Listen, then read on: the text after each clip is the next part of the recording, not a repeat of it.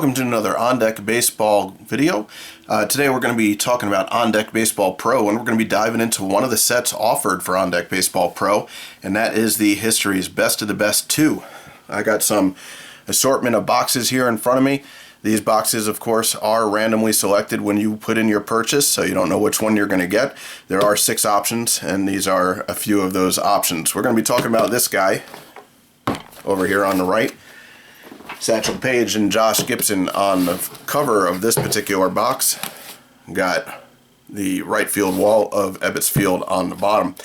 So, just with every other set that goes out, you're going to have a label on the inside leaf that tells you what teams you got here.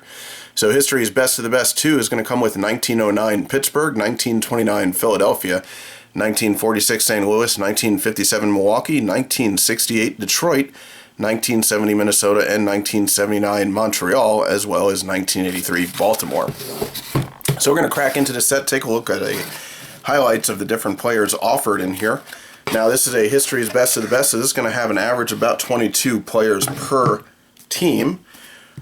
Unlike the playoff replay sets that come with the entire roster for the postseason. So first up, we're going to look at 1909 Pittsburgh. Now I think everybody's going to know the star of this team. That is Honus Wagner, the Flying Dutchman. 339 average, 5 home runs in 1909. Then you got some other names that are not as familiar. George Gibson, Bill Abstein. I got a couple of great pitchers here I just wanted to pick out. We got Vic Willis, who was the ace of the staff. 2.24 ERA, 1.13 whip. Howie Kamnitz, 0.97 whip, 1.62 ERA. And then you got some great arms. This is a great pitching staff of a different era, obviously. The early 1900s were a lot stronger pitching numbers. But there are several different teams from the early 1900s offered throughout the set, so you could definitely build your own league for the early 1900s if you want.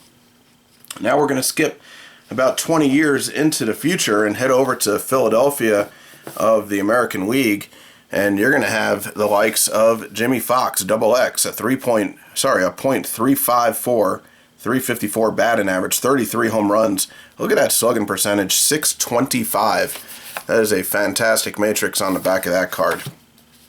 Then you're going to have Al Simmons, 365 average, 34 home runs, a 642 slugging percentage. All 5s across all the way to power there. Another fantastic matrix on the back of that card. Mickey Cochran, 331 average, 7 home runs. Hall of Fame catcher. Max Bishop, only batted .232, but this guy was a solid defender over at second base.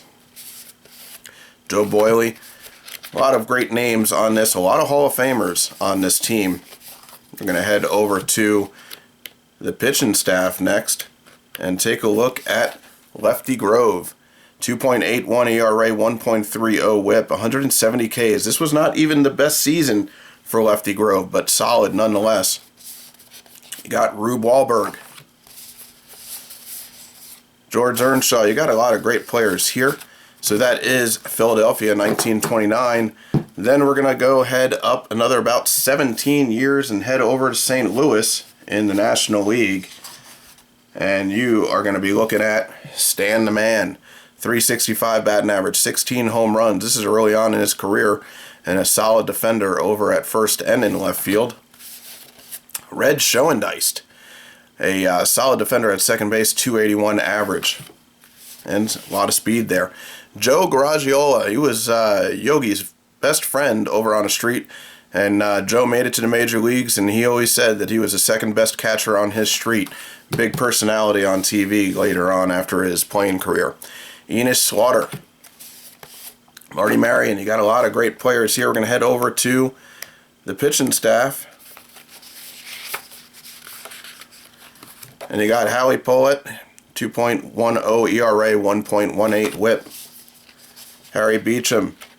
Johnny Beasley. You got Max Lanier in the bullpen, 1.93 ERA, 1.14 whip. So that was a great squad coming out of St. Louis in 1946. And we're going to head up another 11 years into the future and head over to Milwaukee in the National League. Now, Milwaukee, of course, came over from Boston and then finally made their way over to Atlanta. And you're going to be looking at the likes of Henry Aaron. Yep, the home run king, 44 home runs, 322 average, a 600 slugging percentage, and a great defender in right field with a solid arm. Then you got Eddie Matthews over at third base, 292 average, 32 home runs, solid defender. Wes Covington. This guy is very little known, I think, in the community. He is a strong bat, 21 home runs, 284. He had some off-field problems. Otherwise, he would have had a stellar career, but unfortunately, it just didn't last as long as some people would have liked, or most people would have liked. Got another red show-and-diced card here. Two teams in a row. Solid defender again at second base. Del Crandall behind the plate. Then, since we got the catcher, we'll look at the battery mates there. Warren Spahn, Hall of Famer, 2.69 ERA, 1.18 whip. One of the fantastic pitchers of the 50s. Lou Burdett. Then you got in the bullpen, Ernie Johnson, John Pizzaro, Bob Trowbridge. So solid staff there for 1957 Milwaukee. We're going to go over to 1968 Detroit now. One of the greatest years in Detroit's history. Got Bill Freehand behind the plate. Not as a offensive threat, although he did have some power and batted for a decent average, but he was a solid catcher. Probably one of the best overall catchers of the 60s. Then you got Norm Cash over at first base, 25 home runs, 263 average. Willie Horton out and left, 36 home runs. Solid defender with a good arm. Dick McAuliffe, 16 home runs, 249. Solid defender at second base. Jim Northrup. Al Kaline in the outfield, 10 home runs, 287 average. Then, of course, you go to the the pitching staff. Of course, he had Eddie Matthews later on in his career in this squad as well. But then you got Denny McLain, 31 wins, 28 complete games. That was the last time we had a 30-game winner in the major leagues. 1.96 ERA and a .91 whip. Solid year. Look at that. 103-point rating.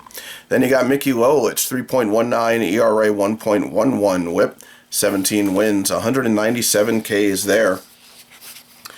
And the starting staff continues to be good. And you go over to the bullpen and look at Pat Dobson, 2.66 ERA, 1.10 whip.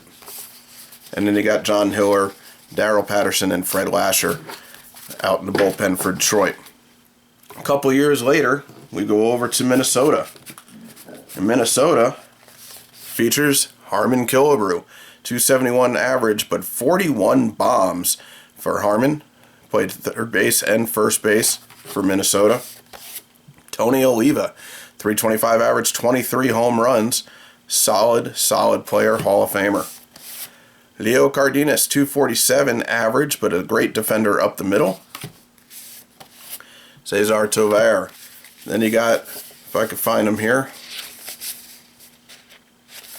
very young Rod Carew, 366 average, 4 home runs. He had limited play time in 1970, but a solid card with a solid matrix on the back there. Then over on this staff for pitching, got a Jim Perry, 3.04 ERA, 1.13 whip, and a young Jim Cott, Hall of Famer, 3.56 ERA, 1.31 whip. A very young Bert Blyleven, 3.18 whip, 1.16 whip, 3.18 ERA. Luis Tiant, and several good years out of Tiant for several different teams. Then you head over to the bullpen, and you got Stan Williams, Bill Zepp, Tom Hall, and Ron Perinoski. 1.35 whip and a 2.43 ERA. Then we head over to probably what I consider one of the greatest uniforms in the history of the league. And they look great with the artwork on this team. We're talking about 1979 Montreal. And you can't talk about Montreal without the kid, Gary Carter. 283 average, 22 home runs behind the plate. Stellar defender for Gary Carter. Then you got Larry Parrish, 30 home runs, 307 average over at third base. Some great players here, great young players. You got a young Andre Dawson, Hall of Famer, the Hawk, 25 home runs. Tony Perez ending his career over there, 270 average, 13 home runs. Rodney Scott, some speed out there. You got Dave Cash, some fantastic players here. Rusty Staub, 267 average, 3 home runs. Hell of a career for Rusty Staub, a long career for Rusty Staub. Then over on the mound, you got Steve Rogers, team's ace, 3.0 ERA, 1.25 whip, 143 Ks. Spaceman Bill Lee. Scott Sanderson, he had a long career as well. And then in the bullpen, Elias Sosa, 1.18 whip, 1.96 ERA, 18 saves. And then he even had a little Rudy May. So a great team there for 1979 Milwaukee. We're going to end our tour here in Baltimore, 1983. And you know who you're going to have with that? Cal Ripken, 318 average, 27 home runs, solid defender. Rick Dempsey behind the plate, 231 average, solid defender as well. Eddie Murray, Hall of Famer, 306 average, 33 home runs. Rich Dower, Todd Cruz, John Lowenstein, Brother Lowe, 15 home runs for Brother Lowe. Al Bumpry, what a nice artwork there for Al Bumpry. And then you head over to the pitching staff for these guys.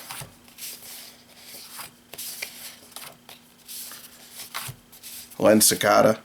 And you got Scott McGregor, 3.18 ERA, 1.22 whip, 18-7 record that year. Storm Davis. Mike Boddicker, 1.08 whip, 2.77 ERA. Dennis Martinez, the young El Presidente. Not a greatest season for him, but still nice to see him on the squad. Then you're going to head over to the... Oh, you got Jim Palmer here. Then you got Tippy Martinez out of the pen, 21 saves, 2.35 ERA, 1.09 whip. And Sammy Stewart is going to round out the rest of the squad. So that is 1983 Baltimore. This is the best, history's best of the best 2. Summary of the teams offered here. And this set is now available for On Deck Baseball Pro. I hope you enjoyed taking a look at the teams. A lot more players in there other than the ones that I singled out, but a fantastic set with some fantastic teams. So if you can, hit that thumbs up, leave a comment below. If you have any questions, be sure to ask, and we will look forward to seeing you on the next product video, gameplay video, or anything I have coming out for On Deck Baseball. Thanks for joining me.